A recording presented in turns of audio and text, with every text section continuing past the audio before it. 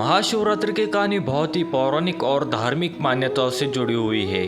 आज हम जानेंगे महाशिवरात्रि की दो कहानियाँ। महाशिवरात्रि का पूर्व भगवान शिव और देवी पार्वती के विवाह के स्मरण में मनाया जाता है। इस कथा के अनुसार देवी पार्वती भगवान शिव से विवाह करना चाहती थी। लेकिन शिव जी तपस्या में लीन थे और उन्होंने संसार से कोई मोह नहीं था। पार्वती जी ने कठिन तपस्या की और भगवान शिव को प्रसन्न किया।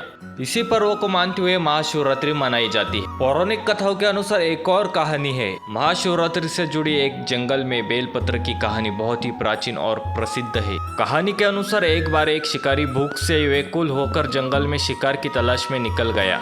वह बहुत देर तक जंगल में भटक रहा था, लेकिन उसे कोई शिकार नहीं मिला। भूख और प्यास से परेशान होकर वो एक पेड़ के नीचे बैठ गए। यह पेड़ एक बेलपत्र का था, जिसे छत्रपति शिवाजी महाराज का प्रिय माना जाता है। लेकिन शिकारी को इसका महत्व और ज्ञान नहीं था। ये भी पता नहीं था कि उस पेड़ के नीचे एक शिवलिंग भी है, जो मिट्टी और पत्तों से ढका हुआ था। शिकारी शिकार के इंतजार में बेल के पेड़ पर चढ़ गया। भूख और प्यास से परेशान होकर शिकारी बेल के पत्तों को नीचे तोड़ने लगा। जैसे जैसे बेलपत्र नीचे गिरते गए, शिवलिंग पर गिर के और अनजाने में शिकारी से शिवलिंग की पूजा हो गई। महाशिवरात्रि की रात थी और शिकारी को यह भी पता नहीं था कि वो पूरी रात जागकर भगवान शिव की आराधना कर रहा है। सुबह होते ही भगवान शिव शंकर शिकारी के सामने प्रकट हुए और उसे अनजानी भक्ति से प्रसन्न होकर उसे आशीर्वाद दी। उन्होंने शिकारी को मुक्ति का वरदान दिया और उसे बताया कि उससे अनजाने में महाशिवरात्रि के दिन उपवास, जागरण और पूजा की, जिस कारण से वह भगवान शिव का प्रिय भक्त बन गया। इस प्रकार शिकारी ने बिना जाने ही भगवान शिव की कृपा प्राप्त की।